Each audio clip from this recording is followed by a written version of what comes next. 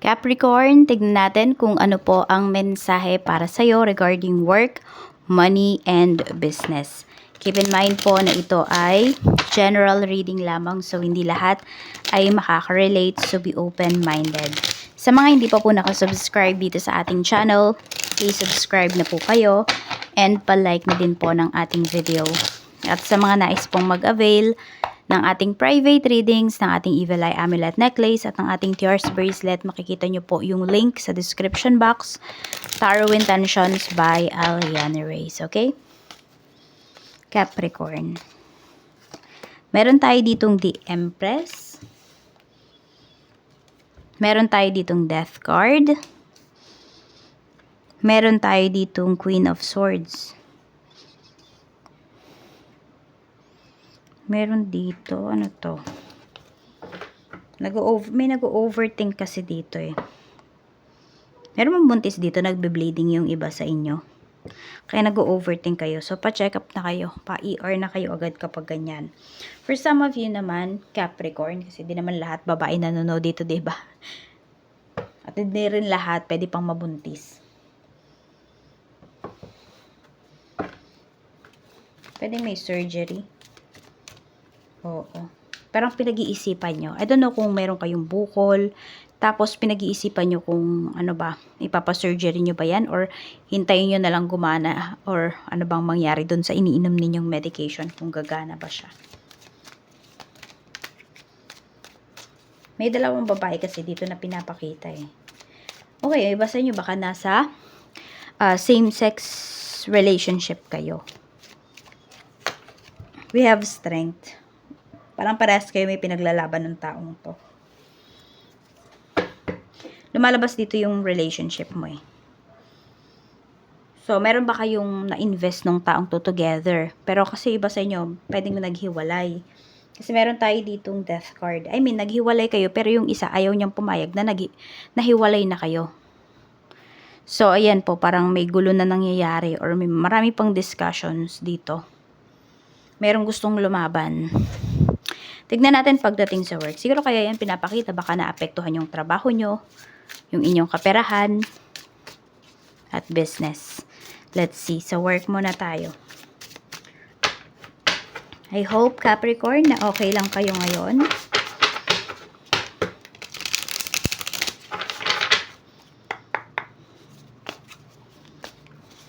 We have, ano to? Conflict. Conflict is escalating and resolution seem out of reach. Avoid emotional reactions and seek peaceful solutions. Sa trabaho, pwedeng maraming mainit ang ulo ngayon. Ayan, so, kung di mainit ulo mo, Capricorn, huwag mo na lang sabayan. Parang, ikaw na lang yung mas magpasensya. Ikaw na lang yung mas magpakumbaba dito. Ayan, parang merong gulo dito sa trabaho na parang, alam mo yun, pwedeng may mapaparesign pa. Pwedeng ito yun pwedeng ito, hindi to relationship pala. Pwedeng pagdating to sa work, baka may nakaaway kayo. Meron dyan gustong makipag-ayos, meron naman napaka-tibay talaga, napakatigas. Ayaw niya. Kaya ayun, parang tuloy na wala nang solusyon yung kanilang problema. At maraming nadadamay dito. Kasi parang naiilang ba? Ganun. Naiilang kayo sa away ng dalawang taong to.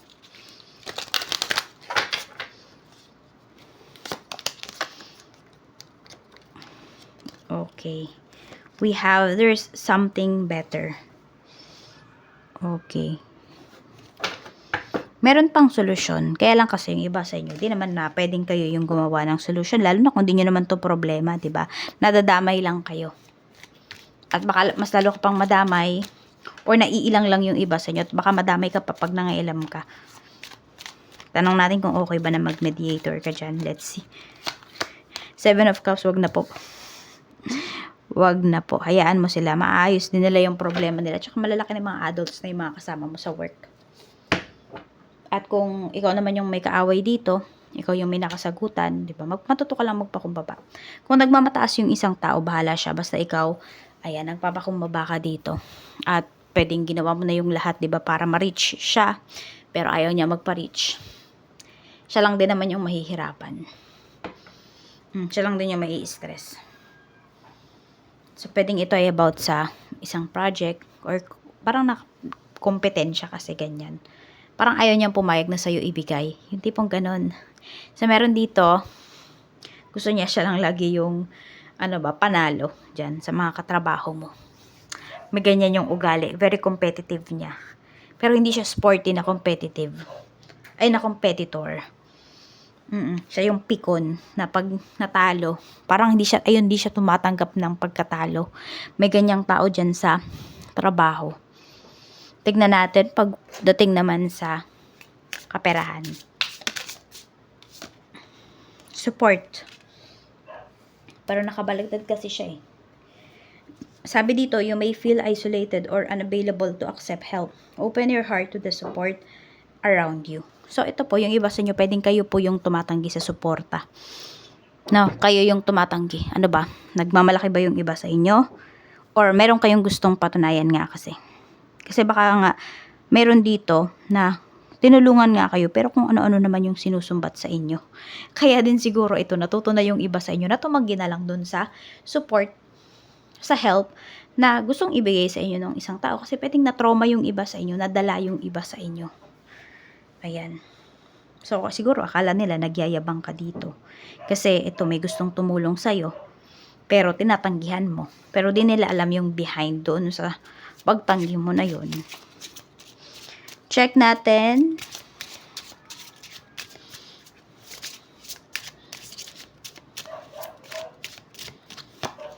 We have Ask Your Angels. Ayan po. So, ayun, kung yung iba sa inyo, hindi nyo na talaga kaya. Okay, sabi naman dito, oh. Ask your angels for guidance. Ask for help from others.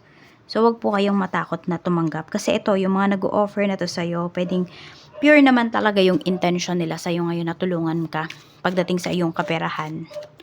Tignan natin. Sige, tanong natin ha, kung pure ba yung kanilang intentions sa pagtulong sa'yo in terms of financial. We have Knight of Pentacles. Yes po. Ayan. Meron dito, tutulungan ka talaga. Meron naman dito, tutulungan mo muna siya bago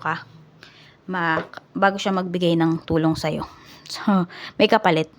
Which is, parang mas okay pa to. 'Di ba? Oo, kasi parang give and take kayo. Kesa dun sa bibigyan ka ng wala man lang ka abog-abog, bibigyan ka tapos kung ano-ano pala yung isusumbat sa'yo. Pero marami naman po na nakapaligid sa'yo ngayon, natutulungan ka dahil gusto ka lang tulungan. At meron din nga po, give and take kayo. So, pili ka na lang. 'Di ba? Doon ka ba sa give and take or doon ka lang sa magte-take ka lang?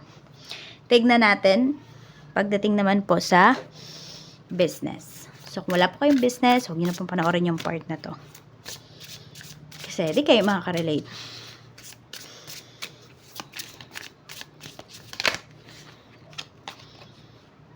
Risk management. Sabi dito, you may be overly cautious, missing valuable opportunities. Sobrang cautious ninyo. Yan, parang, ano ba to? Parang, sobrang overprotective ninyo pagdating sa inyong negosyo. Minsan, client na napapagkamalan nyo pa na spy ng ibang negosyo. Yung tipong ganon. Missing valuable opportunities or you've underestimated risk. Causing setbacks. Carefully reassess the situation. Nagiging defensive po kayo dito. Sa halip na kumikita na sana kayo, ang nangyayari, nawawala yung mga potential clients ninyo. Parang napapag-isipan nyo kaagad sila ng negativities. Yan ang nag-overthink nga yung iba sa inyo. And pag-isipan nyo pong mabuti yung mga gagawin ninyo na actions towards dito sa business ninyo, na apektuhan yung sales ninyo. Siguro mayroon kayong previous encounter sa isang client. Nakala nyo client, yun pala nag-spy lang. Kaya parang sobrang naging cautious kayo dito. Parang feeling mo ba lahat ng mga tao ngayon lolokohin ka? Parang nagiging paranoid yung iba sa inyo. Siguro hindi nyo muna mag-relax.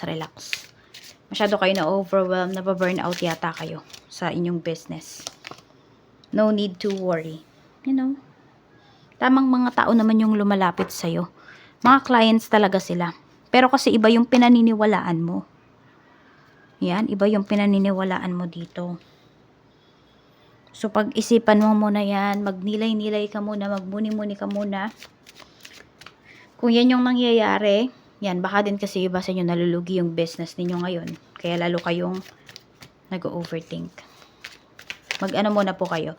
Take a break muna. Kahit 1 to 2 days or 3 days. Sara nyo muna yung business ninyo.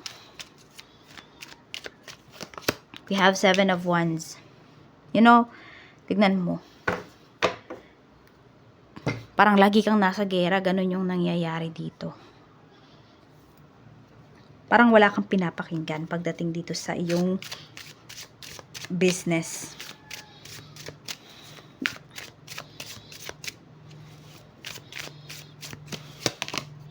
Looking. Seek and you will find. Have an eye for beauty and uncover hidden charms. Yan po. Kaya ano muna kayo, mag-lay low muna kayo, magpahinga muna po kayo, pagod kayo, mind and body.